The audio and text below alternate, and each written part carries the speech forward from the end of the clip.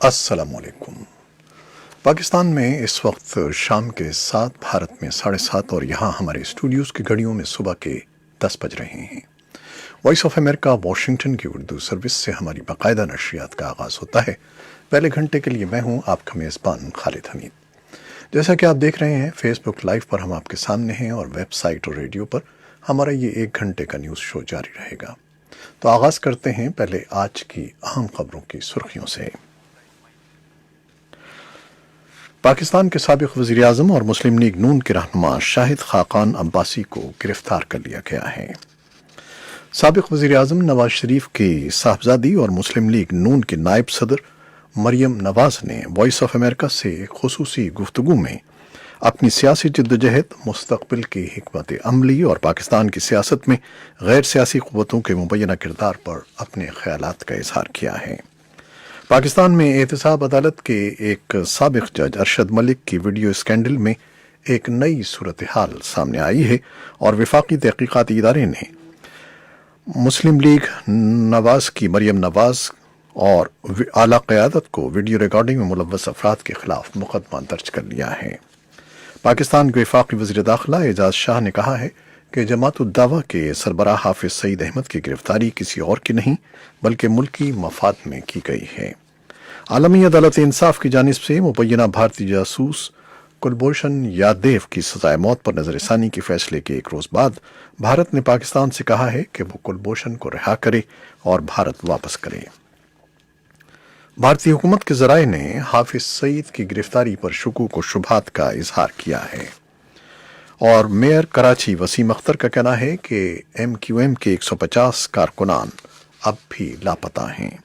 افغانستان کے سابق صدر حامد کرزئی نے افغانستان میں قیام امن کے لیے جاری کوششوں میں ایران کو بھی شامل کرنے کا مطالبہ کیا ہے، اور ایران کے سرکاری ٹیلی ویژن نے جمعرات کے روز بتایا ہے کہ ملک کی پاسداران انقلاب کی فوجوں نے ایک غیر ملکی ٹینکر کو قبضے میں لے لیا ہے۔ ترکی کی جانب سے روس سے S-400 میزائل دفاعی نظام کی رسد وصول کرنے کے بعد امریکہ نے سرکاری طور پر مطلع کیا ہے کہ F-135 اسٹیلتھ لڑاکا جیٹ طیاروں کی خریداری کی فہرست میں سے ترکی کا نام نکال دیا گیا ہے، اور امریکہ کی کانگریس نے صدر ڈونلڈ ٹرمپ کی مخالفت کرتے ہوئے سعودی عرب کو ہتھیاروں کی فروخت روکنے کی قرارداد منظور کر لی ہے۔ یہ تھیں شہ سرخیاں، تفصیل کچھ دیر کے بعد۔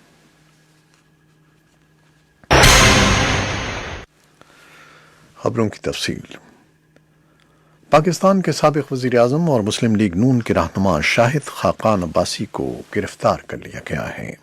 مقامی میڈیا کی رپورٹس کے مطابق شاہد خاقان عباسی کو لاہور کے قریب ٹھوکر نیاز بیگ ٹول پلازا پر روکا گیا۔ بعد ازاں قومی احتساب بیورو کے اہلکار ان کو اپنے ہمراہ لے گئے۔ شاہد خاقان عباسی کو آج نیب میں تفتیش کے لیے طلب کیا گیا تھا، لیکن وہ لاہور میں موجودگی کے باعث پیش نہیں ہوئے تھے۔ نیب سابق وزیر اعظم کے خلاف LNG کے ٹھیکے دینے میں بے ضابطگی کی تحقیقات کر رہی ہے۔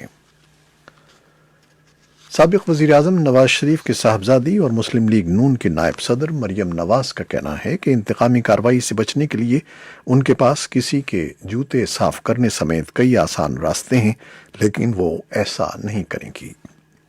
وائس آف امریکہ کی نمائندہ ارم عباسی کے ساتھ ایک خصوصی انٹرویو میں مریم نواز نے اپنی سیاسی جدوجہد، مستقبل کی حکمت عملی اور پاکستان کی سیاست میں غیر سیاسی قوتوں کے مبینہ کردار پر اپنے خیالات کا اظہار کیا۔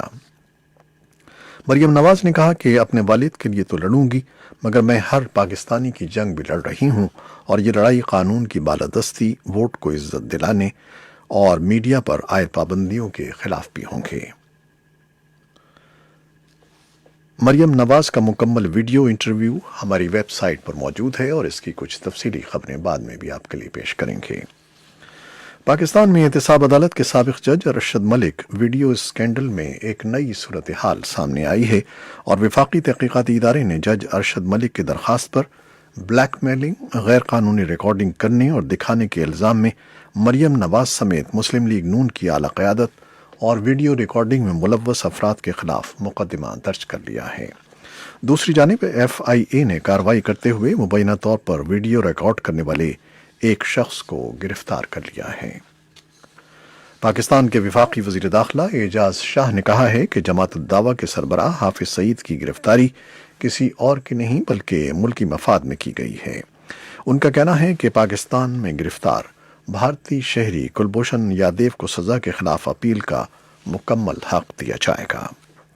اور عالمی عدالتی انصاف کی جانب سے مبینہ بھارتی جاسوس کلبھوشن یادیو کی سزائے موت پر نظر ثانی کے فیصلے کے ایک روز بعد بھارت نے پاکستان سے کہا ہے کہ وہ کلبھوشن کو رہا کرے اور بھارت واپس کرے۔ وزیر خارجہ ایس جے شنکر نے پارلیمنٹ میں بیان دیتے ہوئے یہ بھی کہا کہ بھارت ان کو واپس لانے کی اپنی کوششیں جاری رکھے گا۔ بھارتی حکومت کے ذرائع نے حافظ سعید کی گرفتاری پر شکوک و شبہات کا اظہار کرتے ہوئے کہا ہے کہ جب تک ان کے خلاف حقیقی عدالتی کارروائی نہیں ہوتی اور انہیں سزا نہیں دی جاتی اس وقت تک ایسے اقدامات پر اعتبار نہیں کیا جا سکتا۔ حکومت کے اہلکاروں کا کہنا ہے کہ صرف گرفتاری کافی نہیں ہے، ان کے خلاف عدالتی کارروائی چلنی چاہیے اور انہیں سزا سنائی جانی چاہیے۔ حکومت کے ذرائع کا مزید کہنا ہے کہ نئی دہلی میں ایسا سمجھا جا رہا ہے کہ پاکستان نے یہ قدم وزیر اعظم عمران خان کے دورہ امریکہ کے پیش نظر اٹھایا ہے، جس نے حافظ سعید پر $10 ملین کا انعام رکھا ہوا ہے۔ میئر کراچی وسیم اختر کا کہنا ہے کہ ایم کیو ایم کے 150 کارکنان اب بھی لاپتہ ہیں۔ ایم کیو ایم نے وزیر اعظم عمران خان سے لاپتہ افراد کی بازیابی کا مطالبہ کیا ہے مگر کہیں کوئی سنوائی نہیں ہوئی ہے۔ میئر کراچی وسیم اختر امریکی ریاست ٹیکساس کے شہر ہیوسٹن میں اپنے اعزاز میں دیے گئے عشائیے کے موقع پر وائس آف امریکہ سے خصوصی گفتگو کر رہے تھے۔ تقریب کا اہتمام Houston Karachi sister city organisation نے کیا تھا۔ افغانستان کے سابق صدر حامد کرزئی نے افغانستان میں قیام امن کے لیے جاری کوششوں میں ایران کو بھی شامل کرنے کا مطالبہ کیا ہے۔ انہوں نے کہا ہے کہ کسی بھی تصادم کی صورت میں امریکہ کو ایران کے خلاف افغانستان کی سرزمین استعمال نہیں کرنی چاہیے۔ جمعرات کو کابل میں افغانستان کی سیکورٹی صورتحال سے متعلق کانفرنس سے خطاب کرتے ہوئے حامد کرزئی کا کہنا تھا کہ افغانستان کے عوام بیرونی سمجھوتوں کے بجائے اپنی سرزمین پر امن چاہتے ہیں۔ ایران کے سرکاری ٹیلی ویژن نے جمعرات کے روز بتایا ہے کہ ملکی پاسداران انقلاب کی فوجوں نے ایک غیر ملکی ٹینکر کو قبضے میں لے لیا ہے جو تیل اسمگل کر رہا تھا۔ رپورٹ میں کہا گیا ہے کہ یہ ٹینکر آبنائے ہرمز کے جنوب میں ایران کے جزیرہ عراق میں اتوار کے روز قبضے میں لے لیا گیا، جس پر عملے کے 12 افراد سوار تھے۔ ٹیلی ویژن کا کہنا ہے کہ ٹینکر 10 لاکھ لیٹر ایندھن اسمگل کر رہا تھا، لیکن مزید تفصیلات نہیں بتائیں۔ یہ قبضہ اس کے بعد کیا گیا ہے جب متحدہ عرب امارات میں قائم پاناما کے جھنڈے والا جہاز ریاح 14 جولائی کو ایرانی علاقے والے پانیوں سے لاپتہ ہو گیا تھا۔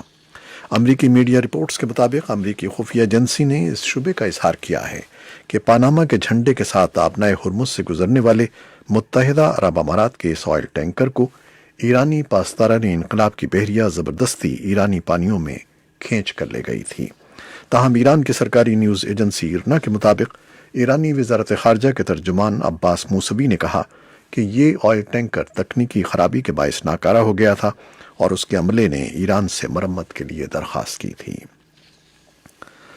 ترکی کی جانب سے روس سے S-400 میزائل دفاعی نظام کی رسد وصول کرنے کے بعد امریکہ نے سرکاری طور پر مطلع کیا ہے کہ F-135 اسٹیلتھ لڑاکا جیٹ طیاروں کی خریداروں کی فہرست میں سے ترکی کا نام نکال دیا گیا ہے۔ وائٹ ہاؤس نے بدھ کے روز ایک بیان میں کہا ہے کہ بدقسمتی سے ترکی کی جانب سے روسی S-400 فضائی دفاع کا نظام خریدنے کے فیصلے کے بعد F-35 کے ساتھ اس کا تعلق ناممکن بن گیا ہے۔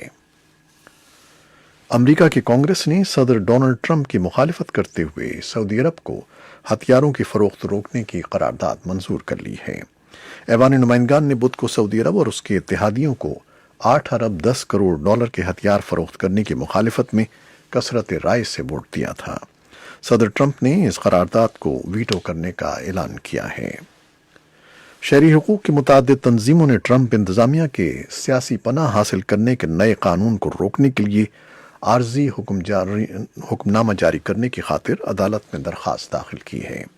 امریکی سول لبرٹیز یونین، جنوبی پاورٹی لا سینٹر اور آئینی حقوق کے مرکز نے سیاسی پناہ کے نئے ضابطوں کو چیلنج کرتے ہوئے قانونی درخواست دائر کی ہے۔ یہ تھیں وہ خبریں جو فیس بک لائیو پر ہم نے آپ کے لیے پیش کی۔ ویب سائٹ اور ریڈیو پر ہمارا یہ 1 گھنٹے کا نیوز شو جاری ہے۔ کیمرہ مین فواد الیاس کے ساتھ فیس بک لائیو سے اجازت چاہتے ہیں۔ اللہ حافظ۔